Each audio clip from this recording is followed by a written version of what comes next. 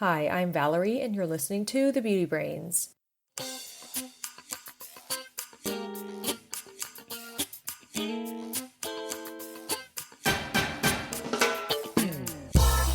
Welcome to The Beauty Brains, a show where real cosmetic chemists answer your beauty product questions and give you an insider's look at the cosmetics industry. This is episode 388. I'm your host, Valerie George, and with me today is Perry Romanowski. Hi, Perry. Hello, Valerie.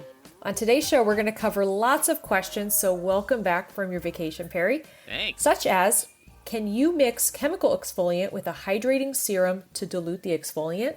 Is using a topical minoxidil safe to use on eyebrows? Does shampoo really strip all the lipids from your hair? Is the Aveeno Daily Moisturizing Cream properly preserved? And finally, do we know of a good website to find allergenic ingredients in products? But first, inane chit chat. Valerie, I'm just back from my trip to Belize, and my insect bites are almost healed. Oh my goodness. But I must have got about 150. You know, your skin's still a little red looking. Oh, that could be it. Well, enough about you, Perry. We want to hear about the cat. We don't care how your trip was. The cat in the wall. We need an update. It was lovely. Well, here's what happened. You know, the cat in the wall, this cat got into my wall, and I couldn't get him out, but I was leaving on my trip. So we talked about it in episode 386 if you want the start of it. But anyway, so my plan was to just let him be in my house while I was on my trip. So I put out a lot of food. I put out a bunch of water, enough for like 2 weeks. Okay. And I put out litter boxes. And it's very interesting to me that a feral cat just knows to use a litter box. It blows my mind. I wonder how they know. I don't know. I came back, and he used the litter boxes that I put for him. It was so convenient, quite frankly. Wow. Yeah. So anyway, it was like Home Alone. I put a couple of cameras there, and he came out of the wall, and then when he knew nobody was there, he would just hang out. There was a cat bed. He played with toys. He was living high on the hog. That's what he was doing. I know. He was. And then when I got home, he ran into the wall again. But he was a little braver, and then I let his friend Puffers come into the house. Okay, so he's friends with Puffers. Yeah, he and Puffers are pals. Like, they hang out outside, and they lick each other and stuff. So All right. He came out, he saw Puffers, and then eventually he just scurried outside and ran away. So, and he still hangs out at my house now still. So, but he's safe. He got to stay out of the cold, and I think he kind of is inside curious now. He is going to remember those days where he was on vacation while you were on vacation, and I hope he comes back. It was, there was a moment when I saw that he knocked over the automatic feeder. Uh-huh. And I wasn't going to come home for like 2 days, so I got worried. Because cats need to eat. Like, their metabolism is crazy. Right. And so my cleaning lady, I asked her to go to my house and make sure he's got food and water. So. Oh, my gosh. Which is probably a little bit out of control. Kevin had a nanny. I know, he did. Well, yeah, she never saw him. She just went and gave him more food and such. So it all worked out perfectly fine. So there you go. I wonder if your house cleaner tells all her friends that you're the crazy cat man. She actually might. Oh, goodness. Well, I don't have anything new to report. My black eye is gone. Sometimes I think I can still see like a little shadow. Like, oh, wow, it looks darker a little bit. But it's healed. People no longer wonder how I got it. So that's good. Life is just normal. It was 80 degrees Fahrenheit in Dallas. Wow. This week, all week. So that feels pretty good. You guys had snow a couple of weeks ago. We did, but now we are living in the sun. There you go. Wearing our sunscreen. Not here in Chicago. It's like 40, but 40's not bad for February. 40's actually pretty good. Well, hopefully winter's over for you. Hopefully winter doesn't come back for us. Let's head over to some beauty news. All right, what'd you see, Valerie? We have our first lawsuit, at least on the show, this year popped up. Oh, yeah? Who got sued? Well, no surprise, it's a big brand. A class action lawsuit has been filed against Miele Organics, which is actually owned by Procter and Gamble, alleging that their rosemary mint scalp and strengthening hair oil may cause hair loss, and that risk has failed to be disclosed to consumers. And the complaint was filed in Illinois. I feel like there's a lot of lawsuits in Illinois by plaintiff Georgina Gomez, accuses the companies of misrepresenting the product as safe without adequate testing or warnings. And the lawsuit doesn't claim that the product's inherently defective, but it argues that consumers were misled into purchasing it under false pretenses. And What could that be? I don't know, but this case, I'm not surprised. I mean, I'm not intimate with this product, but Sure. there's just a growing number of lawsuits, and it almost is like a trend over misleading marketing claims. And so what happens is, if the product is just not great, it's really hard to make a lawsuit over that. But if they can say they were misled, it harmed me, I wouldn't have bought it if I knew it was going to be something different, they definitely have a little bit more basis to seek punitive damages and restitution and all that kind of stuff. So a big problem, not surprised. They're not going to go after tiny brands. I don't want to say Georgina's bought products from other brands that maybe have done the same thing in the past, but they didn't have as deep pockets as Procter and Gamble. So Of course. I just think, the bigger brands get the short end of the stick. Well, what did they say here? I'm looking at the product. They have biotin in it, which that doesn't grow hair, but there is Worthless. there's like a belief out on consumers that biotin is going to help grow hair, but that doesn't really help. I mean, I don't see anything in this product that would cause any hair loss for sure, right? Maybe it's not that it caused hair loss per se, but maybe it's about they didn't feel the product delivered on what it was going to do.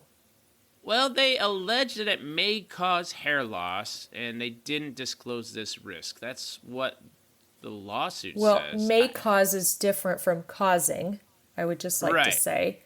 And I think that's really hard to prove that a product does that. Yeah, especially this is just like a bunch of oils. So, I mean, I don't think it's going to help grow your hair, but their claims that they make, they say, nourish and strengthen. Okay, that's smooth split ends. Yeah, it'll do that. Soothing the scalp, probably. Safe for all hair types. Okay. And by women for women. I don't. Somebody must have put it in their hair, and they're like, oh, it made my hair fall out, and let me sue somebody. Yeah, well, it's not the first time we've seen a hair loss lawsuit. We've seen it with Diva Curl. We've seen it with Wen. We've seen it with Olaplex. So it's it's just like, to me, the old default. Because you really can't prove it didn't, and you can't prove it did. And so this will probably just settle out of courts. Yeah, it's just so weird that, I mean, this is just like a natural oil thing. I could see a little bit the conditioners, like the Wen product. I don't believe the Wen product caused hair loss either. However, it had some cationic conditioners in it. Mm-hmm. So if you're leaving that in your hair, that could cause irritation. And I could see a rationale there. This is just oils. But what about essential oils?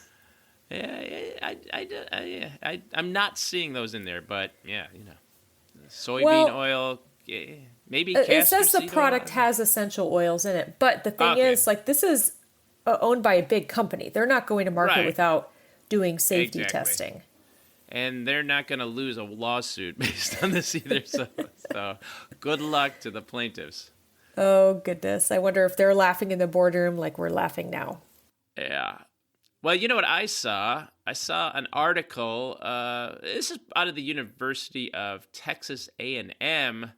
All right, a prestigious institution, maybe a stretch, but it's a great university. Sure. They say what you should know about toxins in your beauty products. All right, they have been also a little downgraded from great university because if they are publishing this trash. Sure. So, this article from the Texas A&M, they highlight the pervasive use of phthalates, which are colorless plasticized in the various cosmetics and personal care products. They say these chemicals serve multiple functions like preventing cracking in nail polish, reducing stiffness in hairsprays, and prolonging fragrances. However, phthalates are recognized as endocrine disruptors and reproductive toxicants with the potential to links to metabolic disorder, inflammation, and certain cancers. Whoa. And then they talk about the exposure, and they say specifically, if you look for fragrance or perfume, that could mean that there's going to be phthalates in there. And they say to minimize exposures, consumers are advised to read products labels carefully and look out for phthalate-free. Anyone can write phthalate-free on a product. It doesn't mean anything. It's. I saw this article. This seems like chemical fear-mongering to me because, first of all, cosmetics don't use phthalates that much. They right? don't. The only one I know of is diethyl phthalate, and it's used predominantly in the perfume industry.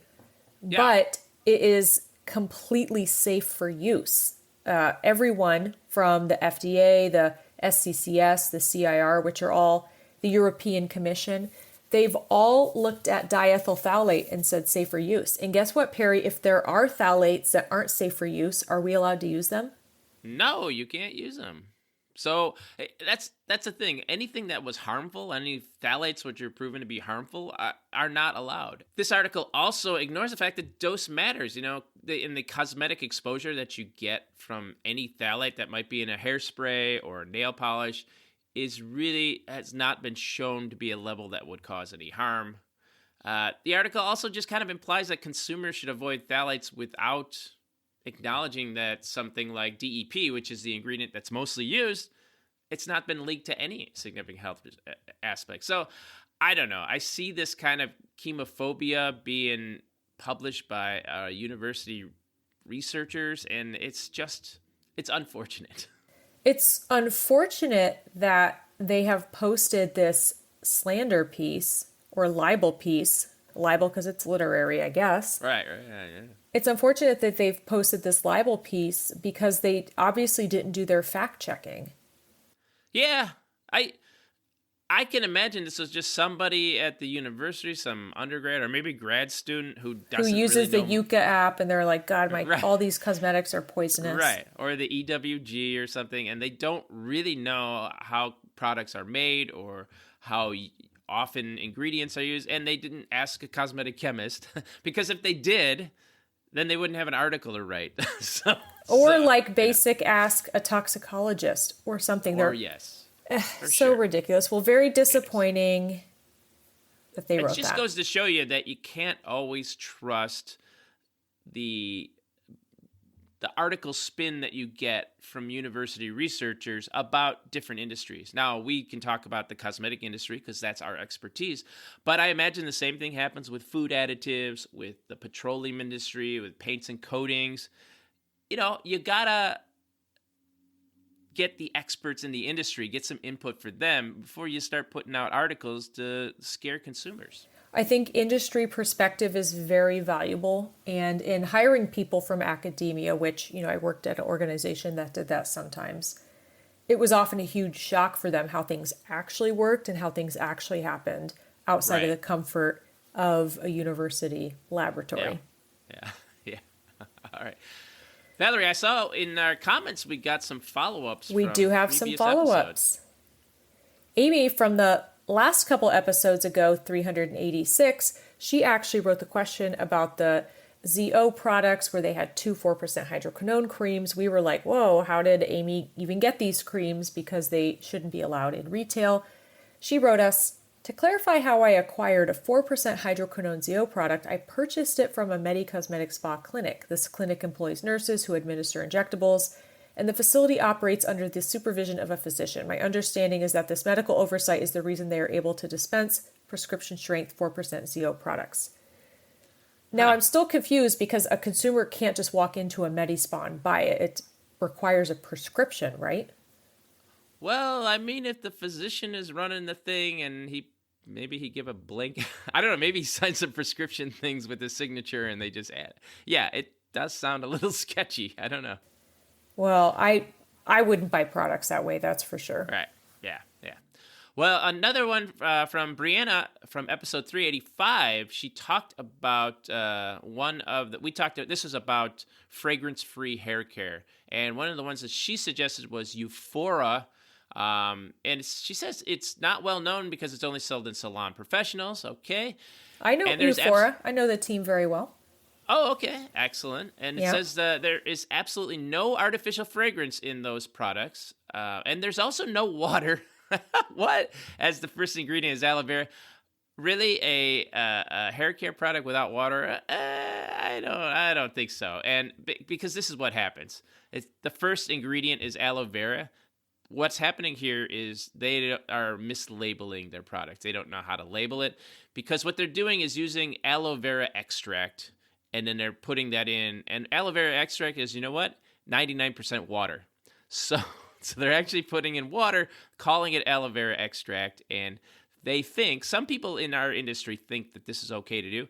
It's not okay to do. It's not following the labeling laws, but some of the smaller brands or professional brands will do this even though it's not correct.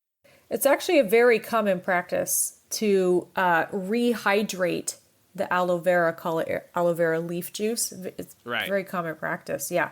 Now, I think the reason we didn't mention Euphora during that question is because someone wanted fragrance-free products, but even though a brand doesn't use artificial fragrance and they're using natural fragrances, that's equally as, safe or equally as dangerous as using a synthetic fragrance. And I would actually argue that natural fragrances are less safe because of the numerous compounds they contain.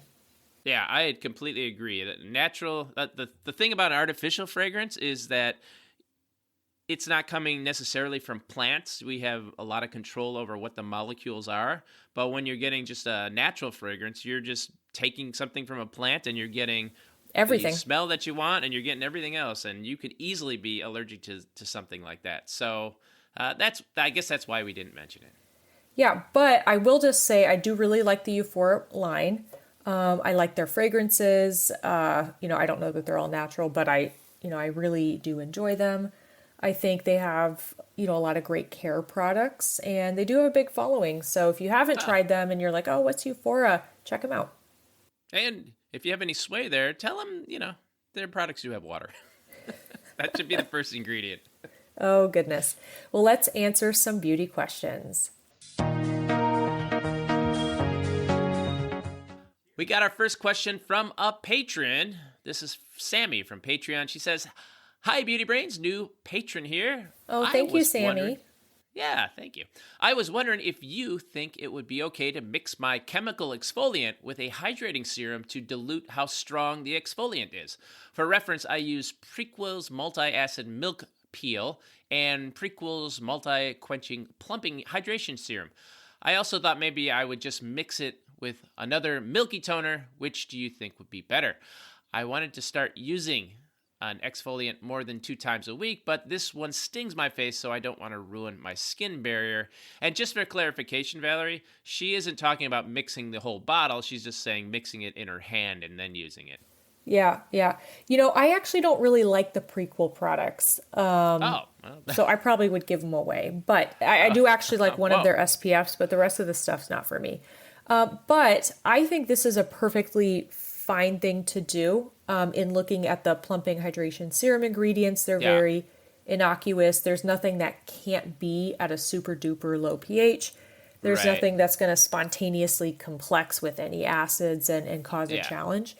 So you certainly could dilute the strength of your peel by diluting it with something else. So for example, I don't know how much glycolic acid is in the multi-acid milk peel, but if you were to say use half in your hand the multi-acid milk peel and half this plumping hydration serum, you would be cutting the glycolic acid percentage in half. Now, I honestly don't know if that's going to help because I don't know what is making you sting. It's probably the glycolic acid, and just in general, you may still have some stinging, but it could be worth trying. Yeah, I think it's a reasonable move. I don't like the move of like mixing the bottles together and then using it over time. But if you're just mixing it in your hand before you're using the product right away, that's good. The reason I don't like mixing the bottles together is because that hasn't been stability tested that way, and it could break down over time. But in the short amount of time that you would use it on your face during use, that would be perfectly fine. Now, it does raise one question, though, Valerie. What is something you wouldn't want to mix it with? The acid or the hydration serum? I guess the acid. Yeah, the hydration serum I think you can mix with anything, but the acid... You wouldn't want to mix it with a base. Right. Like maybe sodium bicarbonate, and that would make tanner. like a foaming volcano on your face. Oh, yes, something like that. So, or like a... Well, sunless tanner, you were right. You wouldn't want to mix it with sunless tanner because the acid's complex with the DHA, rendering it ineffective. Right. So, but most everything else would be okay. And the other thing is like the acid and the electrolytes in there might break down the emulsions of certain creams or whatever, but it's probably not that big a deal. Well, for putting it right on your face, I was even thinking about that. The Quench Yeah. Plumping Hydration Serum has acrylate C1030 alkyl acrylate cross polymer, which turns into a gel when you put a little sodium hydroxide in it. Well, if you lower the pH, that gel disappears. So probably not a big deal because it's more of like a texture enhancer. It's not going to change the plumping hydration performance, but there's no health consequences from that. It's only, as you mentioned, like the product breaking down. Yeah. So there could be aesthetic problems, but shouldn't be a problem. Our next question is also from a patron on Patreon, Lisa. She says, is using a topical minoxidil for women safe to put on the eyebrows? Putting minoxidil on your eyebrows. Well, just so everyone knows, minoxidil is the only topically approved treatment over the for counter hair loss. Yeah. That's over the counter. Everything else has to be prescription. Right, exactly. And it has also been demonstrated to be effective for a lot of consumers, although only about 67 or about two-thirds of people who use it will find a benefit to it. So a lot of people won't, but it is an ingredient that can work. Now, I know it works on the top of your head, but for your eyebrows? Well, there is some literature out there that actually has looked at the efficacy on eyebrows, and they said, yeah, it works. It actually works also on the beard. I was thinking of putting it on my little mustache and seeing if I couldn't get my mustache to come in early. Happens to most women. I'm just kidding. Wouldn't that be funny? Just in time for Halloween. But sure. Yeah, so they say, it totally works. Now, totally working is different from totally safe. And, we couldn't find anything that was like a smoking gun to where you can't put it on your eyebrows. And some dermatologists and other experts say it's totally fine, but you definitely would not want to get it near your eyes. So you have to be very careful because it is a thin solution. And so it can drip into your eyes. You are not allowed to put it on your eyelashes. It's not safe to get in your eyes at all. Right. And I think the important thing to know is that there are some dermatologists who do already prescribe this off label. So at least for them, they think it's safe enough to do that. So for what it's worth, it's probably not a high risk from a health standpoint. But again, you should probably consult a dermatologist before you do this. Do you think there's anyone who's like, I want more back hair, and they put it on their back? I think I just had some go down my back. My goodness. That explains my back. There must be some sort of tool or something you can use to like strip off the hair on your back, right? I mean, I guess you could go to a waxing salon. That sounds like a lot of work. I have an idea. How about you go to the Medi Spa and get electrolysis or like laser on the hairs? Yeah, or I could just wear a t-shirt. Oh, Perry. Yeah. That's my sunscreen strategy. I should tell you, when I was out in Belize, we went scuba diving, and we putting on the sunscreen. I'm putting it all on. I'm reapplying, and I got burned to hell anyway. I know. You're very red. That stuff does not. I don't know. It does not work. I was reapplying. I was putting on the waterproofing stuff. I don't know. Well, if you put on sunscreen like Mr. Cosmetic Chemist puts on any moisturizer, I can tell you that you did not put on enough. Oh, well, I know how much you're supposed to put on, and I put on a fair amount. But I think as you just hop in that water, and it doesn't matter. It says waterproof or water resistant or whatever. It's gone away pretty quick. Yeah, that was So your mistake. that was, yeah. But you know, the plus side is the sunburn made me forget about how itchy the bug bites were. So, Oh, that's good. yeah. So Oh, poor you know fairy. me. I'm always trying to be an optimist. Oh, goodness. Well, let's head to our next question from Renata. Renata says, "Hi, Beauty Brains. Hope you are doing well. I have a question for you. I saw this study in Nature about lipid loss from hair due to the use of surfactants. How much damage does this really represent? Thank you in advance." And so this article was from Nature in 2019. She didn't Yep, provide a link, but 2019. titled "Prevention of Lipid Loss from Hair by Surface Internal Modification." And it was published in the open access journal Scientific Reports. So the question is, do surfactants remove lipids? Well, I think this was an interesting study because I'm not sure if these people work in the industry or not. I'm going to say they don't, based on the study. It feels kind of like an obvious answer. And I wouldn't necessarily think a study would need to be done. Because at the end of the day, surfactants have a water-loving portion, they have an oil-loving portion, and their role is to pick up debris from the hair and then be rinsed from your hair with water. And you have, on the surface of the hair, you have lipids that are attached, they're bound lipids, and then you have free lipids that are loose and they're not attached to anything. So the bound lipids are like 18 MEA. It's pretty much 18 MEA, especially on the outer layer of your hair. That's the predominant lipid. But then you have loose lipids like different cholesterols, squalene, stuff from your sebum, ceramides. Exactly. And so I could see where surfactants would strip some of this from the hair because they're loose. Now, if you chemically modify your hair, you have a loss of 18 MEA, cuticle damage. So a lot of the lipids are already gone, which gives the surfactants more exposure to the hair and more exposure to loose lipids. So again, I would not be surprised that this would happen. It's really what shampoos do. So I don't know why this was a whole article. So I think also the conclusion from this article is that you should use products to mitigate that lipid loss if you don't like how your hair feels when it's stripped of lipids.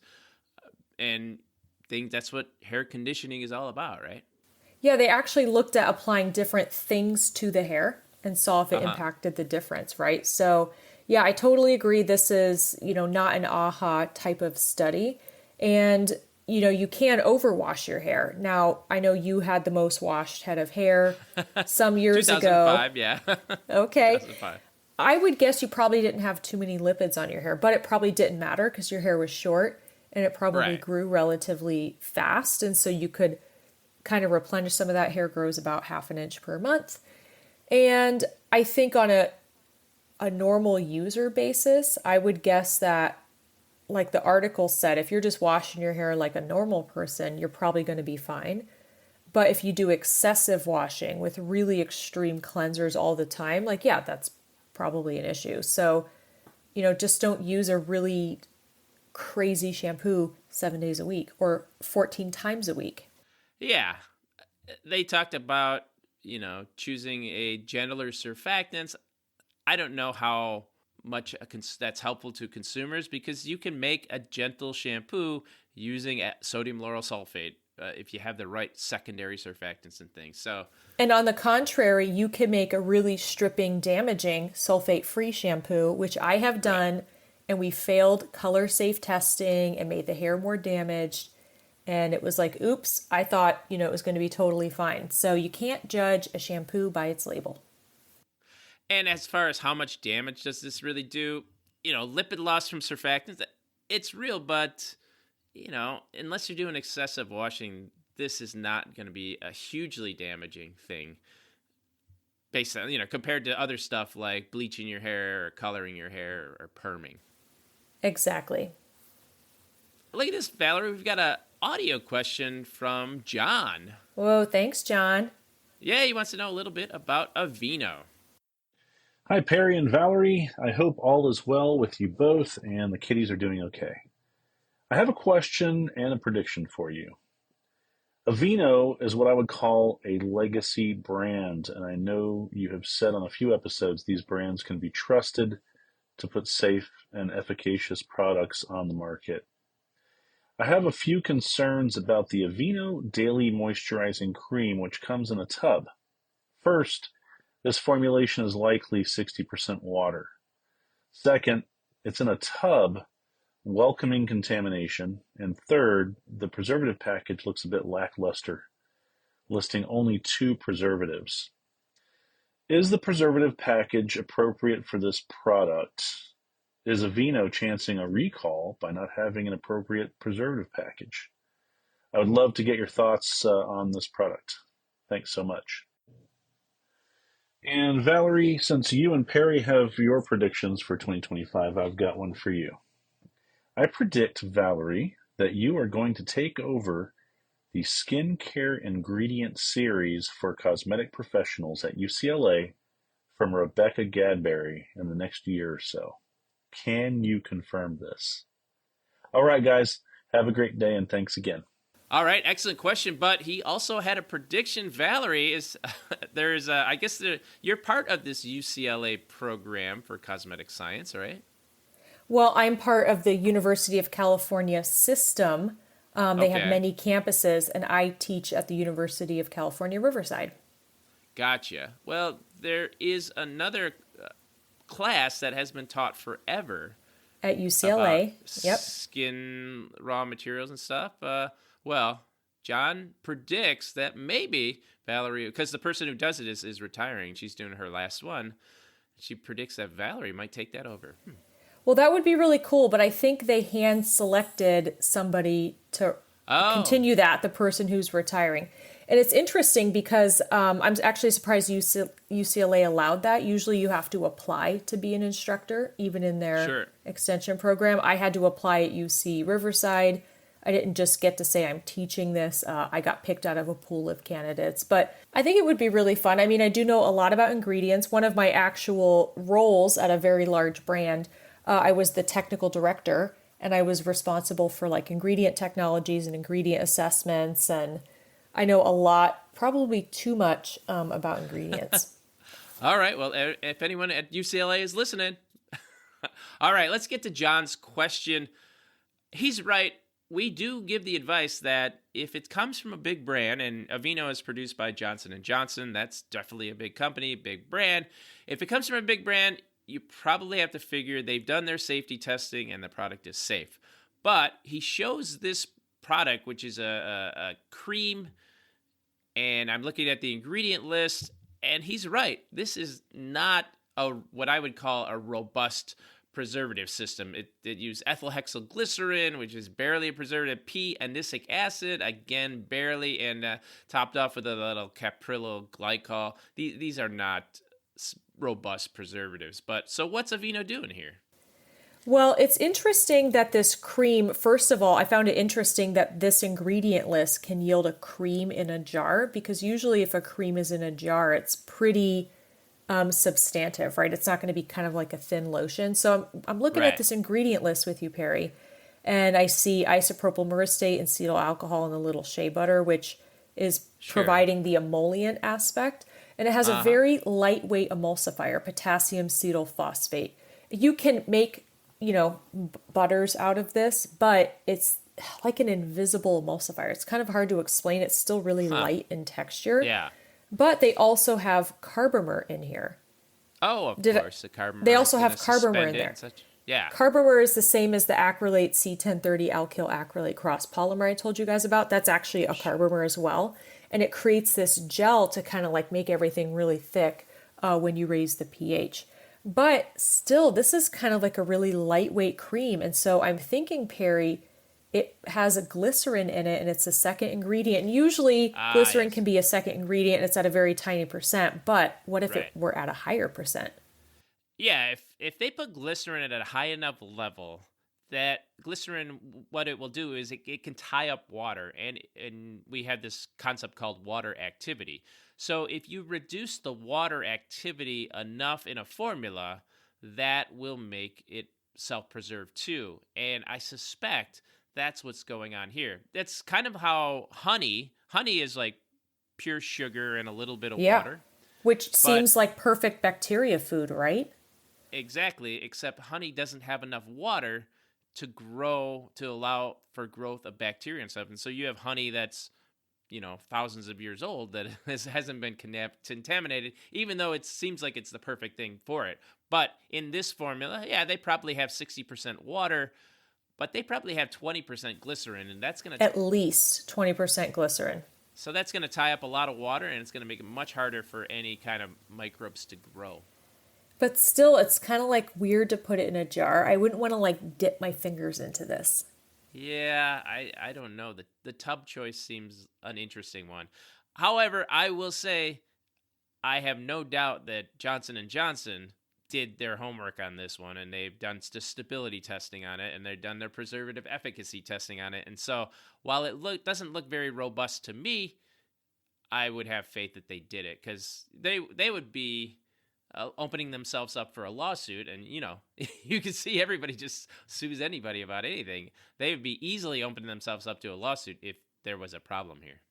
Exactly, and I think that's the last thing they want after all the J&J talc stuff, for sure. Right. Yeah, Right. I think they probably did beyond just a preservative efficacy test. That's where you take a product and you intentionally contaminate it and see how quickly your preservative system can kill everything that you added to it.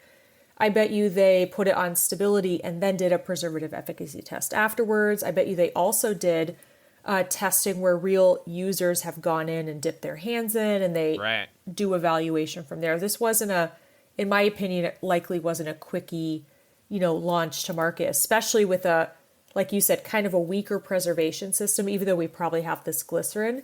It's like still a big leap of faith for something you put your paws into.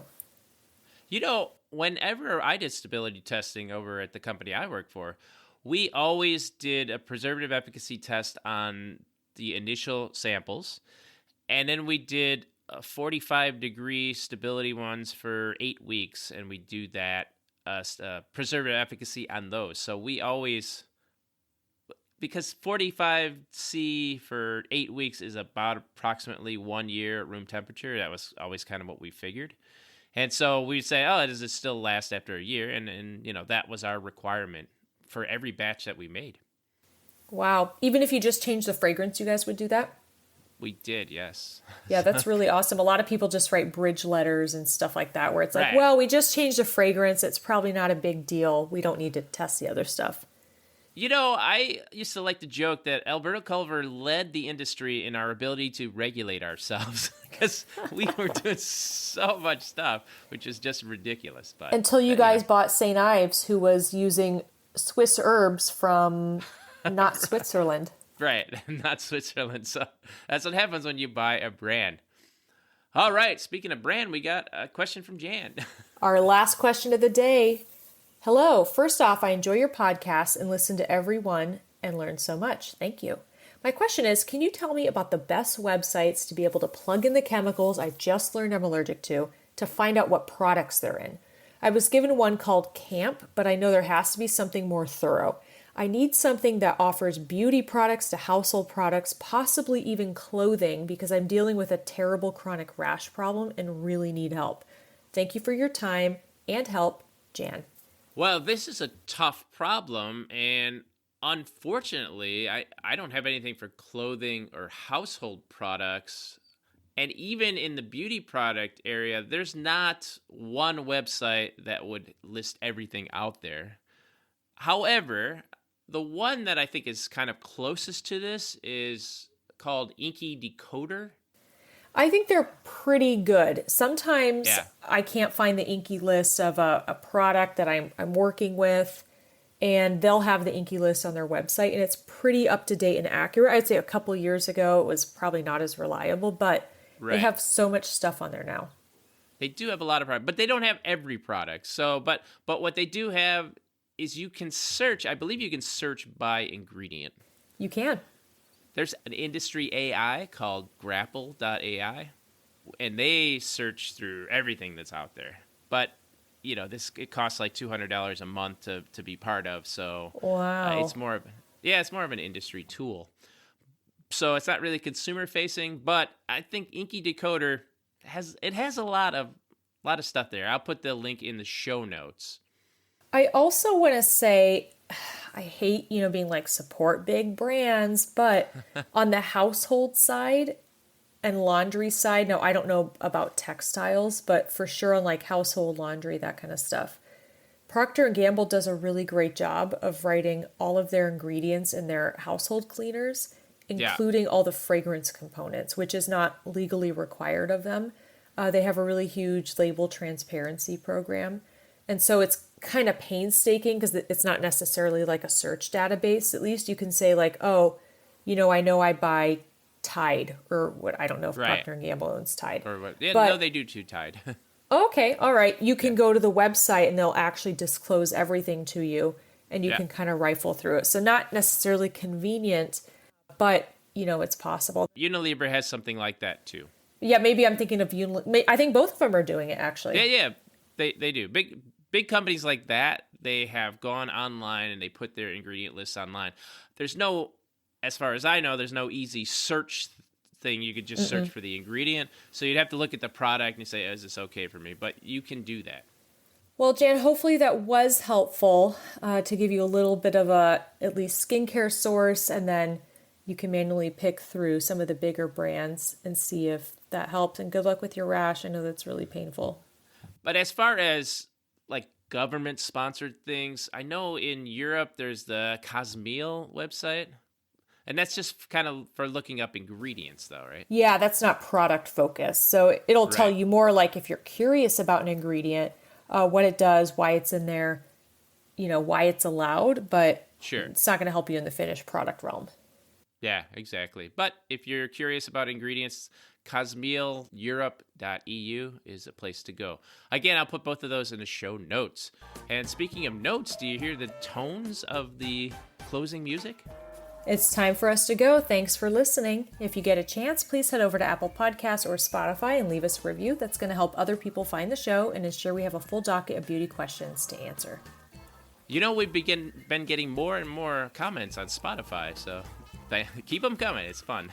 That's great. And if you have a question, you can just record it on your smartphone like John did and email to thebeautybrains@gmail.com so we can put your voice on the air, or you can just fill in the form that's in the show notes on this episode.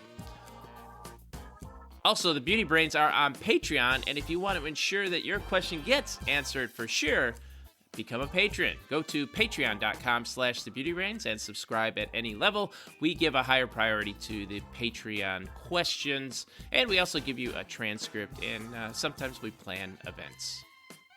Also, follow us on our various social media accounts. I've been killing it on Instagram. We're at the Beauty Brains 2018. I saw all the comments and everything, too. We're doing pretty good. On X, we're at the Beauty Brains. On Blue Sky, we're the Beauty Brains. We have a Facebook page, and we have a TikTok. Unfortunately, I was hoping that ban would stay, but it did not stay. Incidentally, I was talking over it. On Instagram, we're at the Beauty Brains 2018. Oh, did I say that wrong? No, you did not say it wrong. I was just talking while you said it, so I thought I'd repeat it. All right. Well, thanks again for listening, everyone, and remember, be brainy about your beauty. Thanks, everyone.